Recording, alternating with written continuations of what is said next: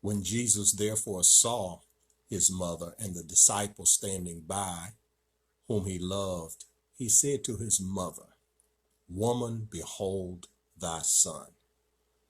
Then he said to the disciple, Behold thy mother. And from that hour, that disciple took her into his home. After this, Jesus, knowing that all things were now accomplished, that the scripture might be fulfilled, he said he was thirsty. Welcome to the program, folks. Your friendly neighborhood hatchet man, Brother Craig, is here. A little short message for Mother's Day. I'm such a blessed man. Still have my mother, who's in her 70s. I still have my grandmother, who is 100. And have a wonderful, sweet wife. I don't know what I would do without her. I lovingly call her Mrs. Hatchet.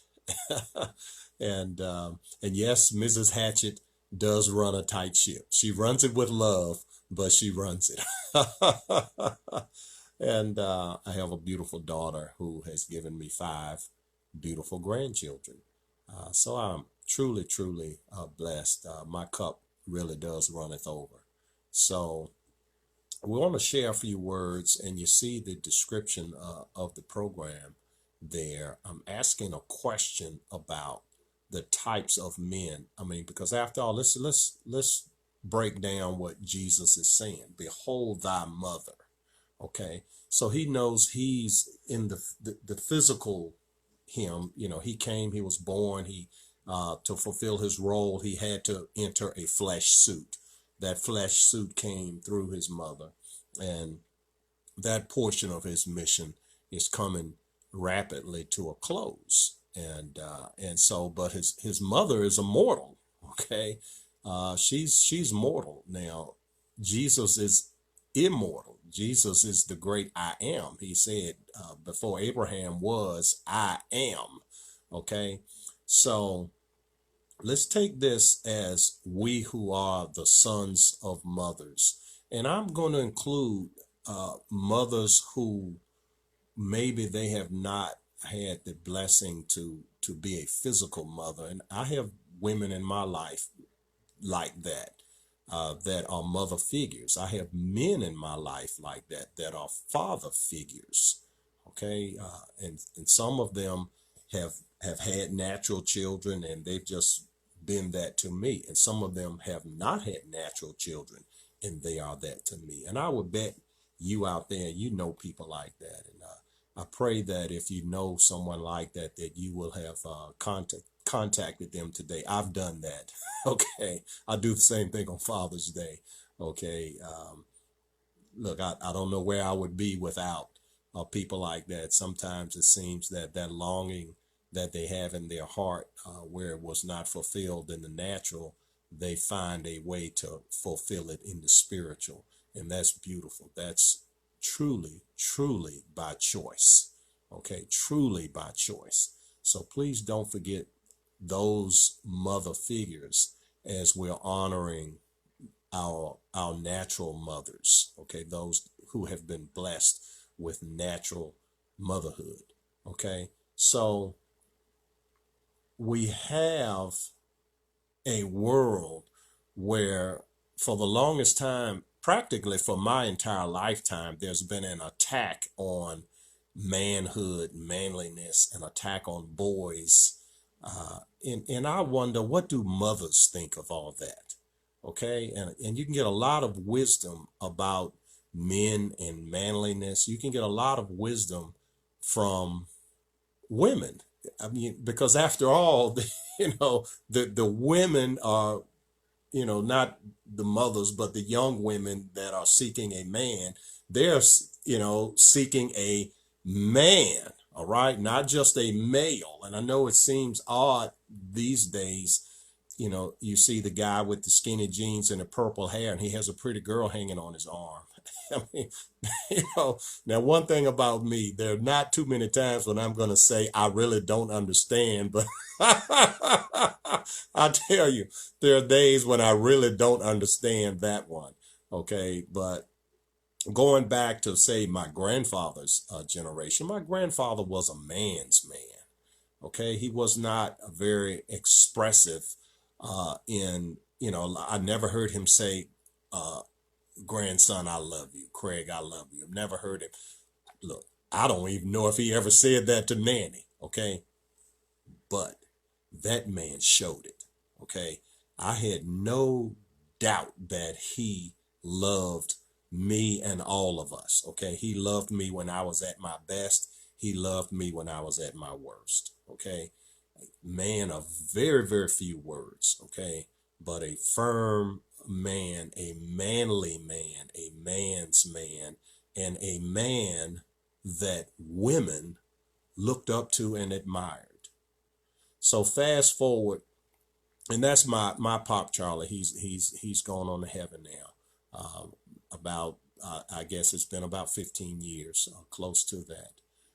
But let's ask ourselves today, okay, if Jesus were to say to us, okay, if he were to say, woman, behold thy son, son, behold thy mother, okay,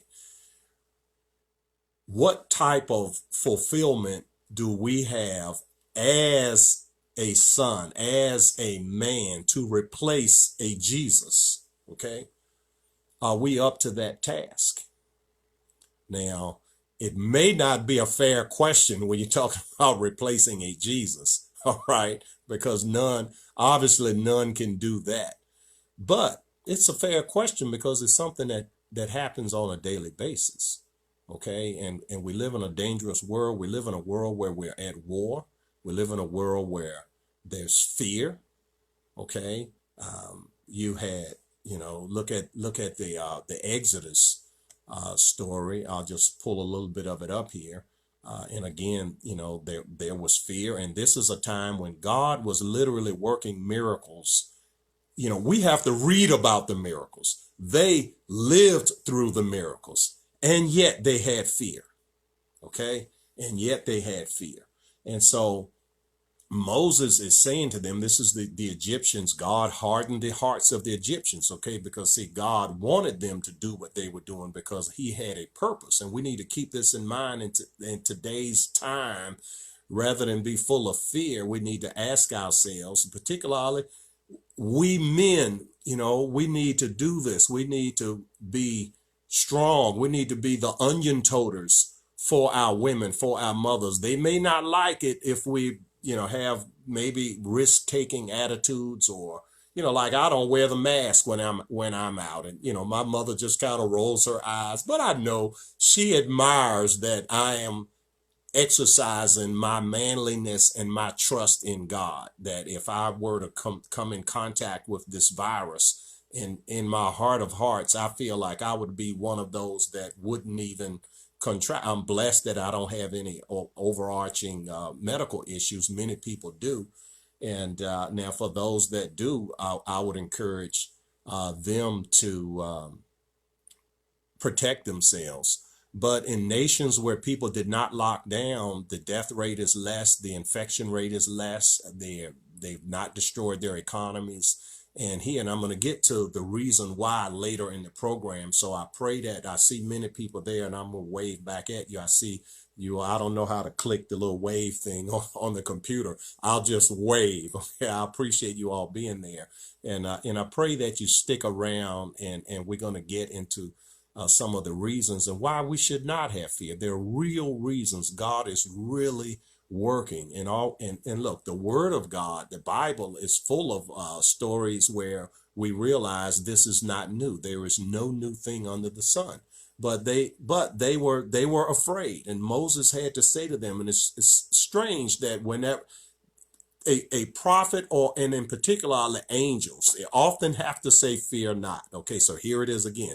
And Moses said unto the people, fear ye not, stand still and see the salvation of the Lord, which he will show you to this day. For the Egyptians whom you have seen today, you shall see them again no more forever. The Lord shall fight for you, and you shall hold your peace.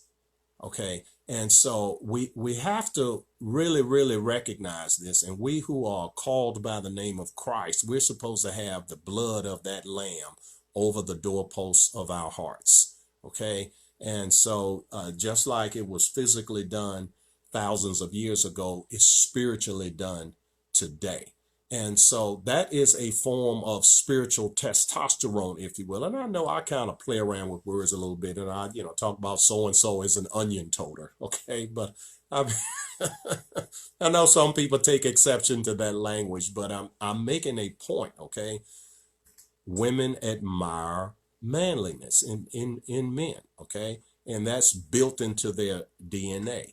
And men want the approval of women, whether that's young women so that they can marry, or whether that is the approval of the elder women, their mothers, their grandmothers, because when they get the approval of them, that signals to them, okay, I'm ready. I can go out here and get me a wife.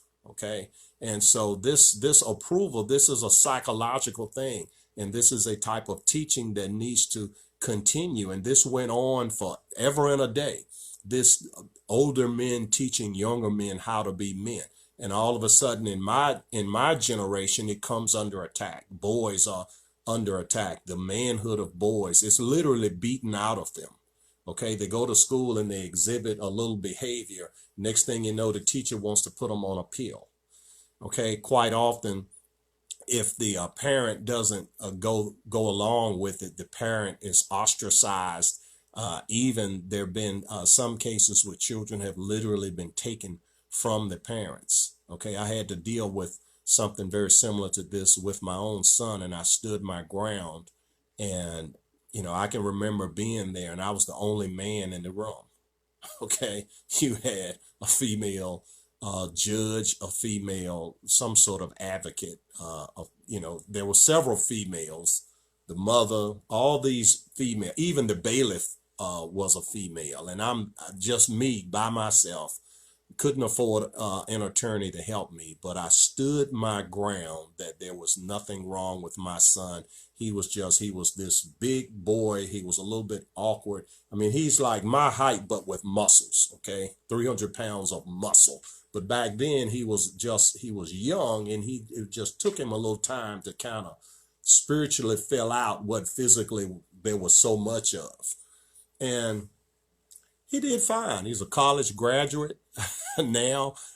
He's a very fine young man, 30 and available. Okay, just saying.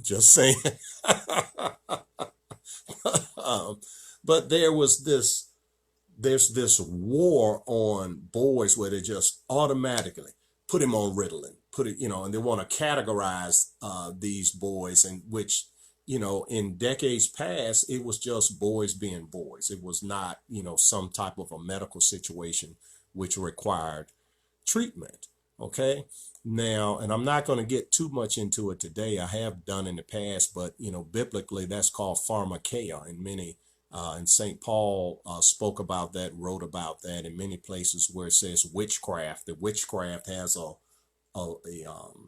chemical component, which is called pharmakeia, which, when they're doing chants and spells, and these drugs help induce this, because what they're after the mind and the heart. Okay, and so they use whatever, and chemicals are quite powerful. And what we are seeing today with this war with China and the Democrats and this recidivir. If any of you saw my talk last week, is there a bomb in Gilead? Okay, there's a company called Gilead Pharmaceuticals that has a drug it's only 3 years old. It was invented as a drug to combat the Ebola virus, but it didn't work. So they spent millions and millions of dollars to develop a drug, and someone else had a better drug. They got the big fat government contract. Gilead Pharmaceuticals did not get the contract. So now they want to get that money back. So when President Trump, who, by the way, is an onion-toter, okay? A guy with spiritual testosterone, okay? Just like he's described perfectly in the book of Daniel, chapter 6, okay? Um, so this is a drug that costs 37 cents per pill in America, 4 cents per pill in the third world. So, and since it's been around for 400 years, and the most recent version of it is 65 years old, and there's never been a death from it. It's highly effective, but no one can get rich off of it. And that's a long way of saying, okay, because I've been on this China thing for 10 years. Okay, I have articles that I wrote years and years ago about this. Okay, so there are many people that I don't know what would you call it, fear? Would you call it ignorance of all the facts? Okay, I don't know exactly what you would call it, but I think if more men were to stand up and speak out against this, okay, and many people do not speak out because if you read Revelations chapter 13, where it speaks of the mark of the beast on the forehead and on the hand, I maintain, and I have maintained for years, not that it can't have other meanings now, okay, but one of the meanings I maintain is that that's thoughts and actions, okay? So if you don't think the way that the satanic, the people that have yielded themselves to Satan that are in powers of position, if you don't do the things, that's the mark on the hand. If you don't do the things, they make it hard for you to earn a living. And so people want to, what's that old saying? Keep your head down and don't draw any attention to yourself. And so many people, that's the exact opposite of exhibiting spiritual testosterone, speaking out, okay? And this is something that is sorely needed if this nation is going to survive, if Christian faith is going to survive. It is sorely needed that there be an exhibition of spiritual testosterone, onion-toting, manly men, okay? And, and I know, I have this funny little 3-minute video that we made. It's on YouTube. It's titled, "Who is Brother Craig the Hatchet Man?" And one of the things that we talk about in that video is the simple fact that there is this lack of manliness, and it's, although it's said in kind of a funny way, you have to kind of pull it up. It's said, and I'm not doing justice to it right now, but it was done off the cuff. I wasn't even aware that I was being taped when I said it, and so a young man that worked for us took a bunch of clips and he put it together and he made this really cool video, put some music to it. And it's only 3.5 minutes long. Who is Brother Craig the Hatchet Man? But we talk about a lot of things like that. And this is something that's really, really very, very needed. Okay. And the women of today, I think, would appreciate more men. And I mean men in authority, men in position, men who are pastors, men who are lay leaders, men who are Bible study teachers, men who are school teachers, okay, men who are police officers, okay. I saw one sheriff, he said, he called a press conference and he said he is not going to pursue people and enforce these unconstitutional lockdown rules. Okay, he just flat out, he defied the governor. Okay, he said he's not going to do. That's spiritual testosterone. That's a man's man. That's an onion-toter. This is what we need. Okay, and I don't mean, being a loudmouth and just shooting your mouth off at a bar or in a loud argument. I mean thoughtful action. Okay, and in a way that sets the tone, sets an example for the next generation. Okay, very, very important, because this is what Satan wants to do. This transition of handing the baton, and it's a sad thing that the lethality of this virus is primarily those that are elders. Okay. And so when you lose your elders prematurely, what you lose, you don't just lose an individual, you lose a repository of history, a repository of patience, a repository of experience, a repository, quite because many of us come to the Lord late in life. You lose a lot of faithful Christians. Okay. And so that affects the ability of the baton to be passed. Because I mean, everything I teach and know and learn, someone put the baton in my hand. I just reached back and there it was. They put it in my hand. And it's my job to run my leg of the race and then hand it off to you or the next generation. Hand it off. Okay. So now if we remove those that came before us, their leg, they're at the end of their leg. And here we're in the beginning of our leg. And you see the disruption that happens. Okay. So I had a situation like this I think it's been about 15 years ago.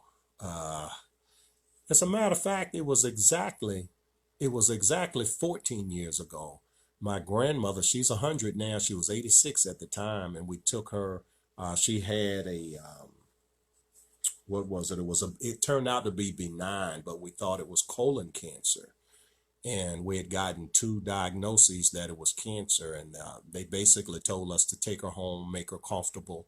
Now, they didn't say let her die, but that's the inference. Okay. There's nothing you can do. Take her home, make her comfortable. I did not hear this secondhand. I was in the room when the doctor said it. And so the women began to cry. Okay. And there was something about the way that this doctor expressed herself that did not sit well with me. And so after the doctor left, it was my mother and my aunt. I consoled them and said, look, we are not going to listen to this doctor. We're not going to accept a second diagnosis. We're going to get a third diagnosis. So I told them we're going to go. And we went that day. I told them we're going to go. We're going to take her right now to Hanover Memorial. And we did that. I went out into the hallway, tracked the doctor down and asked her for the film. It was a great big brown manila envelope. They gave it to us. We left. I'm not going to call the name of this hospital. I wouldn't take my dog there, but I'm not going to call the name of the hospital. I think they've been bought out by another chain anyway. I wouldn't want to besmirch them because this was 14 years ago. But this is the thinking in the medical community of get rid of the elders, okay? And this is the thinking of the one world government people. This is the thinking of the people that want national health care. This is the thinking of the people because it's a way of control, okay? And I don't know what my grandmother, because my grandmother was unaware, but there was a man present in the room that stood up, that took what Jesus said. Okay, I'm going to pull it up here and I'm going to read it again. Okay, John 19. Behold thy mother. And from that hour, that disciple took her unto his own home. Okay, so a lot of times you have to stand against powers. Okay, what is a principality? Okay, I'm not going to get into the heavenlies of it, but here on earth, we're not going to deal with as it is in heaven. We're going to deal with what I know. Okay, I'm a simple country boy. A principality on earth is the root word of it is a place where a prince reigns. That's a prince. So in a locality, Richmond, Virginia, Henrico County, Chesterfield County, New York City, New Orleans, Louisiana, okay, Los Angeles, California, all right? Principality, all right? So if the place is big enough to have someone in charge, it's a principality, okay? So a lot of times what they want, it's a form of control. And see, my grandmother was 86 at this time. So now, had they allowed her to die, she received Social Security checks. She's gotten 12 times 14. Okay, every month she's gotten that check. Okay, plus umpteen visits to the hospital. Okay, so from 14 years ago to today, I dare say they've probably spent $500,000 taking care of my grandmother. They would like, this might sound harsh, but we're adults. We're dealing in reality. We're dealing in the real world. Okay. These things didn't just only happen with the Nazis in World War II. We think that they some sort of exception to humanity.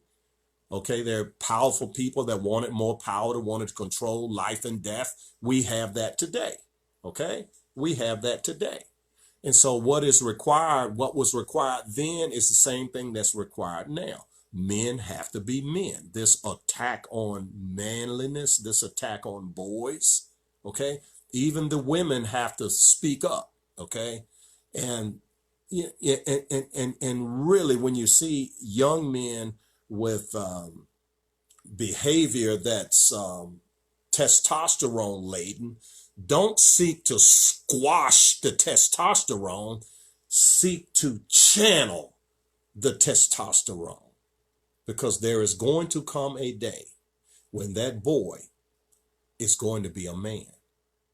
And we need to think about, okay, if someone had to say to you and that boy, and think, say he's 10, think 20 years into the future and he's 30. And if they had to say to that boy, behold thy mother, okay? And from that hour, that boy took her, okay? What type of man do you want him to be who's going to take you and take care of you? Who's going to speak for you? Who's going to fight for you? What type, okay? I mean, this is deep, okay? This is deep because why? The first teachers of girls and boys is mothers. The first teachers, okay? Even if all you're doing is say, well, listen, little Johnny, you wait till your daddy gets home. Even if that's all, I mean, still, you're the first person to instill discipline, to teach right from wrong, okay? They learn first from you, and everything else that they learn is built upon what they learn from you. And so this is really, really some powerful stuff.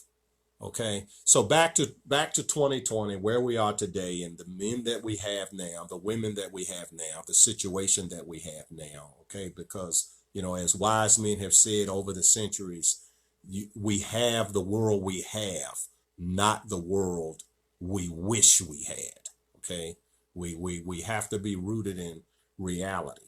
Okay, so now we have choices, and you have Joshua chapter 24. You have Elijah in the book of Kings chapter 18. They're both saying choose. Okay, I'm going to read Joshua here, okay, because that's what all of this boils down to, what we're dealing with today. And we want to be full of fear. And in spite of the fact that God has done wonderful and marvelous things, and we who are Christians, we've been taught these things our entire lives, okay? So if anyone should know, we should know, okay? We should not be full of fear, but still we make wrong choices, okay? And we don't understand. Now, if it seemed evil to you to serve the Lord, think about that. These are God's chosen people. God has just performed the miracle, has just recently, very recently, brought them out of slavery, brought them into the promised land, or have them on the verge of it. And serving the Lord seems evil to some of them. So he's just telling them, choose, okay? Choose you this day whom you shall serve, whether the gods of your fathers that were on the other side of the flood, or the gods of the Amorites in whose land you dwell. Okay. So we dwell in America. Okay. The powerful, let's rattle them off. Academia. Okay. Quite often, those that work in government who have power and authority over people and who thirst for more power and authority. Okay. Television, movies, so-called entertainment. They forget that the word entertainment is like, hey, Brother Craig, I have an idea I'd like you to entertain. You think I can come over and share with you this idea so you can entertain it? Okay, we forget what entertain means. And so now we think entertainment is something that's silly to make you lose your grip on reality. All right. And so this is the land we dwell in. Okay. But Joshua says, and many of us know this part, but as for me and my house, we will serve the Lord. Okay. And so, I mean, and something very similar was said by Elijah. Okay. And Elijah, it came to pass, Ahab saw Elijah, and Ahab called him, art thou that troubleth Israel? You know, that's what they say to me, Brother Craig. Aren't you the guy, you trouble us? Okay, good. And he answered, I have not troubled Israel, but thou and thy father's house, you have forsaken the commandments of the Lord and have followed Balaam. Okay, remember now, Ahab was king of Israel. Okay, he was not a foreign king. And that's key, because later on we're going to get into the war we're fighting with China and the Democrat Party. The Democrats are American, okay? The Chinese are foreign. So let's not pretend that just because Brother Craig, you're being overblown here. You know, Democrats might be bad at policy, but they're not evil. You know, and that's the thing. Oh, well, it's wrong when you call your opponents evil. We should never do that. Word of God does it. If the word of God does it, I can do it. If the word of God does it, you can do it. All right. So, yeah. So he was not a foreigner. Okay. He was entertaining a foreign God, foreign ideas. Okay. And all this crept in, just like today it has crept in. Okay. So in a lot of this, at the end of World War II, a lot of the Germans came here and got jobs in academia and Hollywood. And a lot of that was the beginning of all of this. Okay. So we have to know our history, and we have to know our Bible. All right. So Elijah told Ahab, gather everyone together at Mount Carmel. And Elijah came to the people, and this is what he said. How long halt ye between two opinions? If the Lord be God, follow him. But if Baal, then follow him. And the people answered him not a word. So we're going to stop right there, and we're going to analyze this two opinions. I've been maintaining for many, many years that there are only two forms of government. And now you have 50 names of governments, but each of those 40, 50, 60, however many political parties there are in many, many countries, okay? Each of them fits very comfortably into one of two camps. One camp says your rights, your freedoms, the rights and freedoms of your children and your grandchildren is a gift from God. The other version of government is that, no, Brother Craig, you're wrong, because there is no God. That's just a fairy tale that was taught to make you Christians nice people so you can be useful to society. You go to work, you pay taxes, you tithe, you do charity, you donate blood. We like you people. You're real nice people. We just want you to do that at home and not in the public square, because all these other people that we have fooled, we don't want you influencing them. So you have to go. Your prayer closet is fine. Your pulpit is fine. You know, sitting in the pews is fine. But if you do that in the public square, we have a problem. All right. So we have these people that say the limit of your power, you did not inherit that from the God that is a part of your imagination. The limit of your power, the limit of your freedom is whatever we say it is, because we're in charge and you're not. And so they're not servant leaders in the classic American sense of a representative republic, which is what we were created as, where our representatives, we freely choose them and they go and they do our will, whether that's in Washington or in the various state houses. So they're not there to govern, they're there to rule. And these are the two choices. And we have a lack of men who will see this, understand this, defend this, speak out on this. And so this is why I'm asking the question here on Mother's Day. What type of men do mothers prefer? What type of men do women prefer? Do they prefer men who play it safe? Do they prefer men who know how to not attract attention to themselves, just keep their head down and just chug along and they're all a bunch of crazy people. We're not going to get involved in that. Or do they prefer men who take a stand? Who take a stand? I say they prefer men that take a stand. And I say taking a stand needs to be encouraged. It needs to be taught. And those that are seeking to feminize our boys and young men, they need to be fought. They need to be called out. It's not like a lightweight opinion. Although, and it's interesting, now I don't speak Hebrew, but I'm thinking, wow, I wish I have some heavyweight Bible study brothers that do speak Hebrew. I wish I had one of them here. But it's interesting that when it's rendered in English, that's exactly the word that is used. How long will you vacillate between two opinions? Okay, two opinions. Okay, and so it's interesting. The original meaning. Typically, the words, they're fewer words, so they tend to have more depth to them.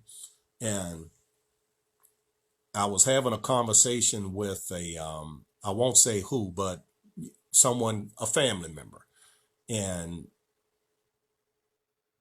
they were expressing, well, you're a very gifted speaker, but I just have a different opinion. I just don't agree with your viewpoint, but you're a very gifted speaker.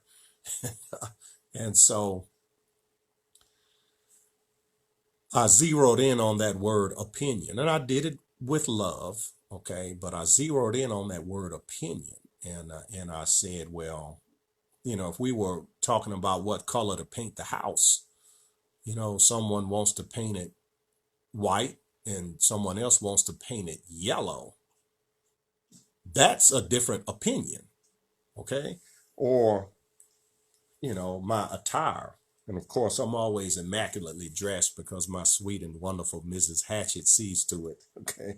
If dumb old country boy me had to do it, it might be another thing. But, my tie is always perfectly coordinated with whatever else I'm wearing, because, I have the secret weapon, Mrs. Hatchet. Okay. But if I was like every other guy, you know, this tie or that tie, that's an opinion, okay? Something that doesn't matter that much, okay? But what I shared with this person, someone that I love dearly, by the way, I said 1 + 1 = 2 is not an opinion, okay?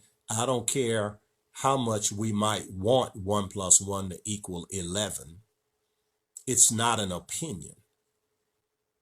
Okay. And so the fact that your freedom and your grandchildren's freedom is a gift from God is not an opinion. Okay. And for people that want to run the world to say that the limit on your freedom is whatever we say it is, trust me, they don't view that as an opinion. They view that as their right by the right of power. Okay. And they actually say it in the Islamic world. Okay. They say they have the right to rape your women. They have the right to steal your property. They have the right to cut your head off. They have the right to lie to you, look you in your face and lie. Okay. It's written in their book that they think is holy. I won't call it a holy book. It's a book, but there's nothing holy about their book. The abominations, the hundreds of millions of people that have died, that have been killed behind that book. And so, then that's another thing that, again, these are things that need to be fought. These things need to be fought. And so, anyway, I'm not going to go on too much longer here. I did promise you all that I would get to the current war that we have. And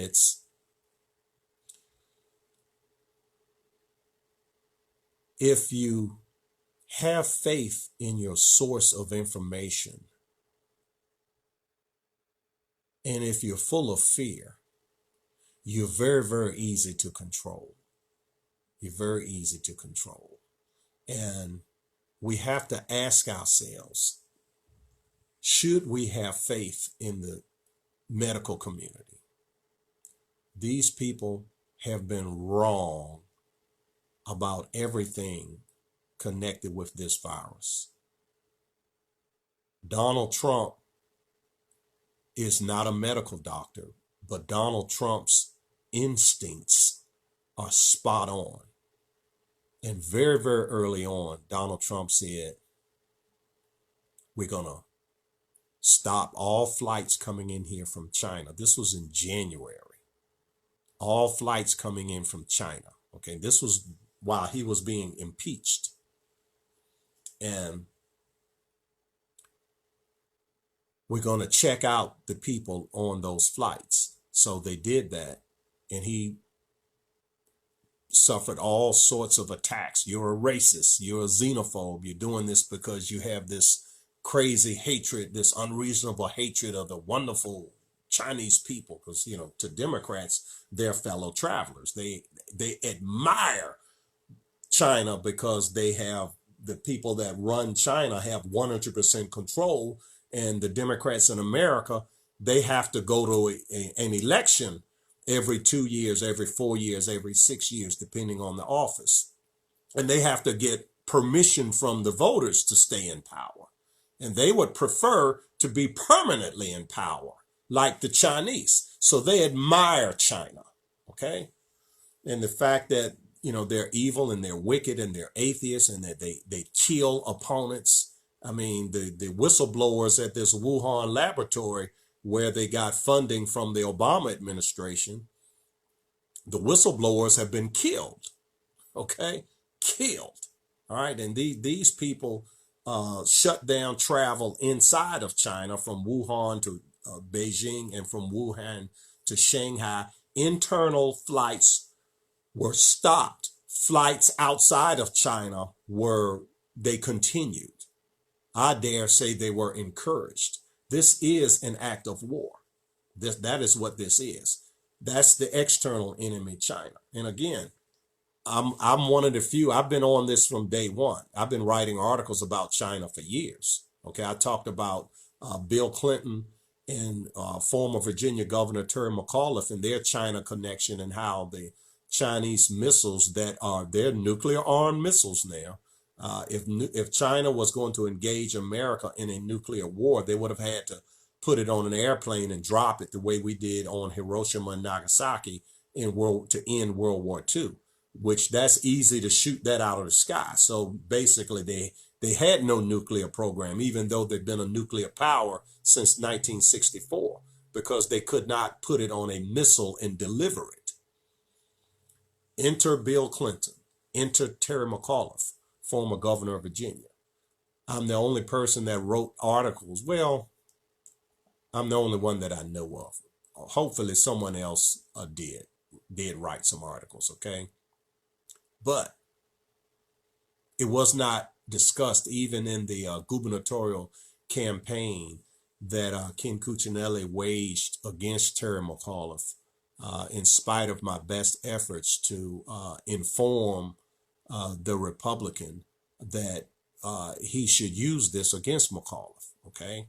Nice guy, good Christian, as far as that goes, but unwilling and unable to break out of that Boy Scout mode and go into warrior mode, okay? And so as a result, McAuliffe wins. There's no damage done to his reputation. There's no damage done to the Clinton reputation, even though this is a 100% proven fact that the nuclear tipped missiles in China would fall into the ocean when they left the launching pad, until L'Oreal Corporation, headed by Bernie Schwartz, the largest donor to the Democrat Party, transferred sensitive technology, satellite technology, that China, they swore, oh, this is just for communications. This is not for war. But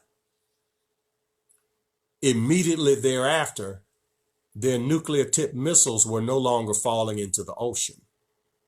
They could hit any target, including any city on the planet. And so China has self-declared, okay? They've self-declared, they've put this in writing, that they are a proponent of total unrestricted warfare, okay? No nice guy warfare, no soldiers only warfare, no battlefield only warfare, no weapons only warfare.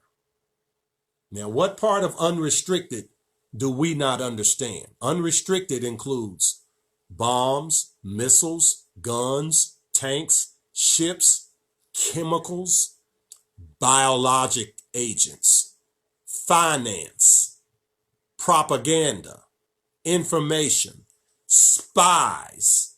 It includes anything and everything that one nation can do to another nation to force them to submit to their will. And so this is the Democrat Party. This is, they make common cause with China. They loved the Soviet Union before they crumbled. They loved Fidel Castro. They all left-wing dictators, Robert Mugabe, Idi Amin, I don't care how many people he ate, they still loved him. Okay? So, and again, there's only two forms of government. One form says your freedom, your rights, your grandchildren, your children is a gift from above, a gift from God. The Democrats, the Muslim fundamentalists, the Chinese, the Soviets, the communists of all stripes, none of them see you having God-given rights, and that if they were to violate those rights, they'd be in violation of God. They view it only as a utilitarian power struggle. And so, being that in China, the Chinese communists are in power, they can do whatever they want. And in America, if the Democrat communists ever gain power, they will do whatever they want, okay? And so these are things that I want us to think about, we who are in positions of leadership, okay? And I don't just mean elected leadership. If you're a mother, you're the first leader of your family, okay? Even if you're married and have a good man, all right? Because typically, I wouldn't say 100% of the time, but typically, young children spend more time with their mothers very, very early on than they do with their fathers, okay? That's true for boys and girls. So you're in a position, a very, very important position of leadership. Okay. So quite naturally, fathers are in a very important position of leadership. Fathers, I've been talking about it for years, the 7 P's of manhood, or the 7 pillars of manhood. You have to be the prophet, the priest, the pastor, the provider, the protector, the pursuer, and the promoter of the righteousness of God. You have to be that in your family. Okay, you cannot subcontract these things out. You can't tell the preacher that, hey, I want you to teach my child about God. You cannot tell the school teacher, well, I want you to teach my child how to think. Okay, you cannot subcontract out these responsibilities. These are your responsibilities. You are in a position of leadership. Okay, and so at every level of leadership, from the family to whoever the big dog in your family is, to your community, to your locality, to your state, to your nation. Okay, all levels of leadership.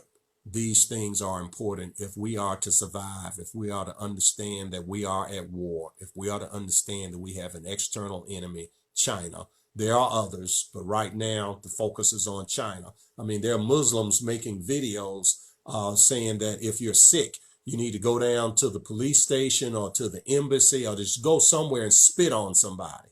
And if there's nobody to spit on, spit in your hand and rub it on the doorknobs of the knobs of their cars. These are Muslims making YouTube videos telling people how to engage in biological warfare.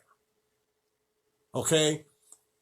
And we want to call them, as stupid George Bush did, Islam is a religion of peace.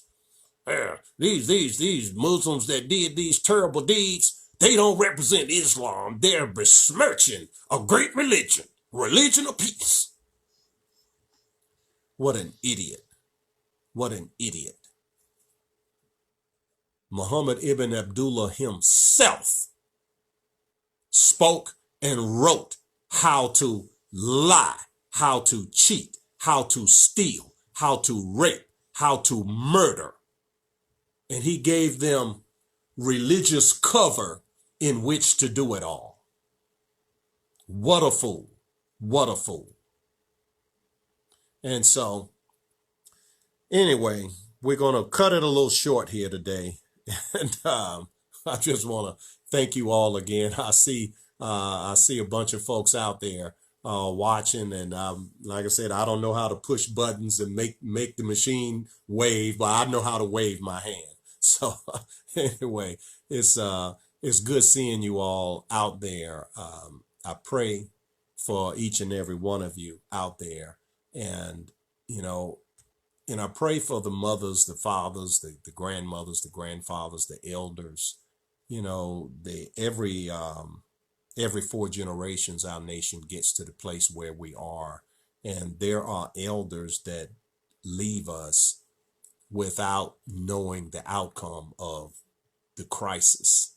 Okay, every 4 generations, Revolutionary War, 4 generations later, I think it was exactly 86 years, Civil War. And it's the same thing, the idea of your freedom is a gift from God, and someone else says, no, it's not a gift from God. Your freedom is whatever I say it is because I'm in power and you're not. Okay, whether that's England or whether that's the Democrat Party slave owners. Okay, 4 generations apart. Then 4 more generations, then is Hitler, Hirohito, and Mussolini. Same thing. Is the world going to be free, or is the world going to be run by despots who can kill, rape, and murder wantonly? Okay? And right now, we're 4 generations after World War II. Okay? 4 generations. And so it's time again. It's time again. And in each of those crises, there were people that fought and died for the revolution. And look, we were losing. George Washington lost more battles than he won, but he won the important battles. And so there were many that went to their death uncertain wow, is our cause. You know, we pledged our lives, our fortunes, our sacred honor. You know, I've lost sons. You know, all my property's been burned up. Was it worth it? And many of them went on to be with the Lord, not knowing the outcome. Okay. Ditto the Civil War 4 generations later, between 6 and 700,000 died, more than all our wars combined. And there are many that died not knowing the outcome. Okay. Did the Union survive? Was slavery abolished? Did America ever patch itself together and patch up our differences and move forward? Okay. World War II, same thing. Okay. The Germans had a thing called Blitzkrieg, lightning war. They were fierce fighters. They were great planners. They were industrialized. They were serious people. They meant what they said. And they were taking over countries in not years or months, but in matters of weeks. Okay, in matters of weeks, nations would fall. And there were people that would legitimately wonder, are we going to survive? And here we are 4 generations later, and we're losing elders. Christian faith has been under attack literally for my entire lifetime, okay? I was blessed to interview Murray. What's his name? Madeline Murray O'Hare was his mother. And I forget his first name, Murray, but he's a Christian evangelist now. But he was raised as an atheist and a communist by his mother. And she petitioned the court in 1962. I was 1 year old. She petitioned the court to kick prayer out of public schools in Baltimore, Maryland. Yeah, she got all that started, okay? And so he wrote a book, My Life Without God. And how his early life was, he was like in the pit of hell, because he was this super smart, super rich, and then he just, without God, he hit rock bottom. And once he hit rock bottom, he turned to God, and he is now a worldwide evangelist. Okay, so, but there are many people don't know the outcome, because for our whole lifetime, this battle, my whole lifetime, this attack on Christianity, this attack on manliness, this attack on wanting to turn boys into either girls or something in between. Okay, this attack on Americana. Pax Americana is a great thing. And there's always someone that's attacking it, okay? From the academy, from Hollywood, from media, okay? And so you really could excuse people in a sense, particularly elders, okay, if they have doubt. And what we have to do is we have to give them the faith to go and be with the Lord, and to let them know, grandma, grandpa, it's going to be all right. Let them know, not just in your personal family, that I'm going to fulfill what Jesus said. When Jesus said, behold thy mother. And it's written that from that hour, that disciple, he took care of her. Okay. So, and I think most of us get that part of it. Okay. Because that's personal. All right. That's your direct personal family.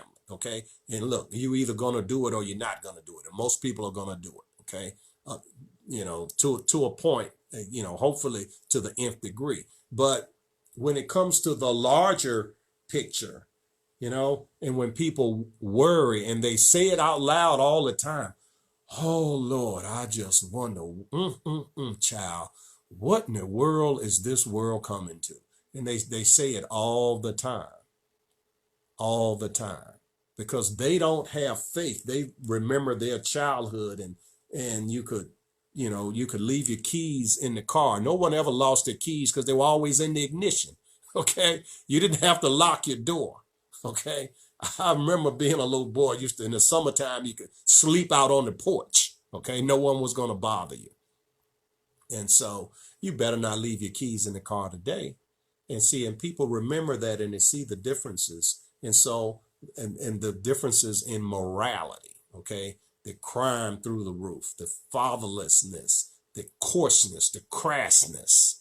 You better not correct someone else's child. You know, I used to do that all the time. I still do it within my own family, but I no longer do it outside of family. But I saw a little child acting up. I would gently but firmly correct that child. And now I never got cussed out about it. Quite often, I got to thank you, because I know when a neighbor, when I was a little boy, when a neighbor corrected me, sometimes with corporate punishment, okay, you think I went home and told my mother? Or when I had to hold my knuckles out and the teacher beat them, you think I complained? Because the only thing that was going to do was get me whipping number 2. Okay? And so I zipped it up. But, today it's not like that. And so our elders know that these things were good for us. I know they were good for me. And so people worry because we're at that place again where we get every 4 generations where the two sides, those two camps, that one that says freedom comes from God, is worth preserving, it's worth fighting for, it's worth defending. And the other side says, no, there is no God. You believe in a fairy tale, and the limit of your freedom is whatever I say it is, because I'm richer than you, I'm more powerful than you, I have outsmarted you. And if you act up, I'm going to squash you like a bug. Okay? And if I ever get universal health care, then if you act up, I'm going to withdraw health care from your grandma. Okay? Because, this is what they do. This is what they do. We all heard the story of Alfie Evans. Okay? And there was 2 little boys. I forget their Charlie Gard and Alfie Evans. They were little bitty boys. One was in England, one was in France. They have universal health care. They think, I took a tour of Europe, and the tour guy, we have this wonderful health care system that even if you get sick while you're here on vacation, you get to go to the hospital and you don't have to pay for it. Aren't we wonderful? But Charlie Gard and Alfie Evans had to die. Not quite so wonderful. It was not going to cost 1 penny for their care, because people in the United States of America offered to send a special ambulatory airplane over there for each child, fly them to America at our expense, not even government expense, the expense of private American citizens, and try as best we could to save those children's lives. England said no. France said no. And all this stuff that's happening today is to further the goal of having that as a worldwide system, so that they get to pick winners and losers. They want to pick winners and losers in the womb with aborticide. They want to pick winners and losers at the end of life with euthanasia, and they want to pick winners and losers at any point in the middle of life. Okay? This is what we're dealing with. This is the same spirit of genocide that the Turks had. This is the same spirit of genocide that the Nazis had. This is the same spirit of genocide that we've seen throughout history, and it's always with a godless people, and this is a battle we must win. And I know I've gotten off of my Mother's Day topic, but anyway, look, it's good. I see some friends out there. I appreciate you all being there, and we're gonna just go ahead and shut it on down. And I would just pray for each and every one of you that the Lord would bless you and keep you, that the Lord would make his face to shine upon you and be gracious unto you, and that the Lord will lift up upon you, each and every one of you, his countenance, not only for you, but for all of your loved ones, and that he would give you peace. God bless you out there. Please share this message around. I really, really greatly appreciate it. And I would ask you to visit My website, thereallyrealdeal.com. That's 5 words, thereallyrealdeal.com. Thank you and God bless you. See you next week, folks. Same Hatchet time, same Hatchet station.